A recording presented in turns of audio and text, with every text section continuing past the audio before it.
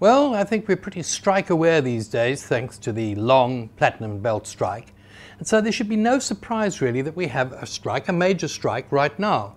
This is after all what we've always called our strike season, particularly after a major union has completed a 3-year wage and conditions deal. But by and large, there are many other unions, many other sectors, and they've settled very quietly. We never hear about those. But this time, I will admit, there is a perceptible difference.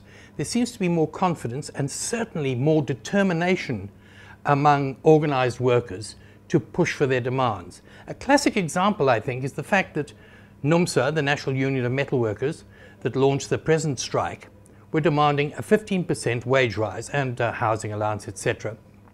They dropped it, or no, the leadership and the majority of regions dropped it to 12%, but the important and powerful Gauteng region said, no way, we're sticking to 15%. This shows, I think, the sort of determination that has emerged subsequent to the Platinum Belt strike and what we call really the Marikana effect. And it has led, of course, to the usual outcry about unionists being greedy, workers being greedy, trade unions being wreckers of the economy. But this is not so.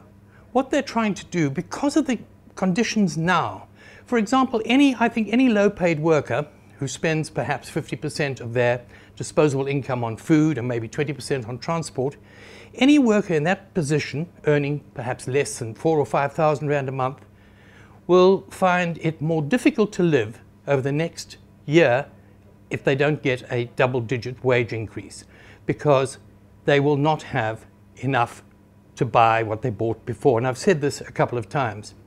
But also what tends to be forgotten by the unions is that employers are equally trapped within the system. They have to do what the system demands of them, and that is that it is the fiduciary duty of every company director to maximize profit, to maximize returns for shareholders, not to cut into that profit by giving out largesse to unions, to workers, to communities. That's just the reality. It's not a moral condemnation, it's just the reality. The unions then, as I said in my column last week, exist, or rather came into being, in order to counteract that.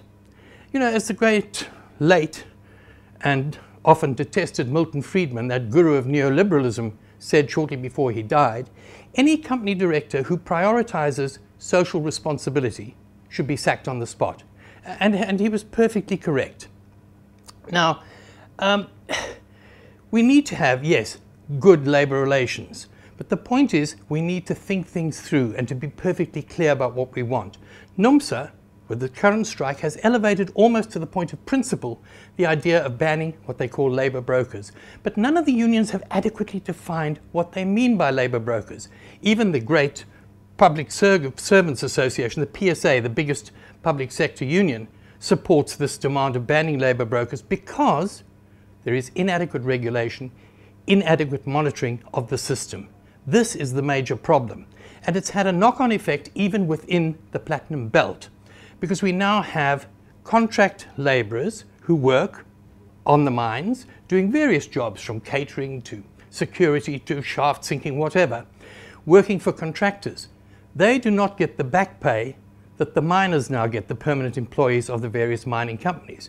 And they're now complaining. So it's a complex issue.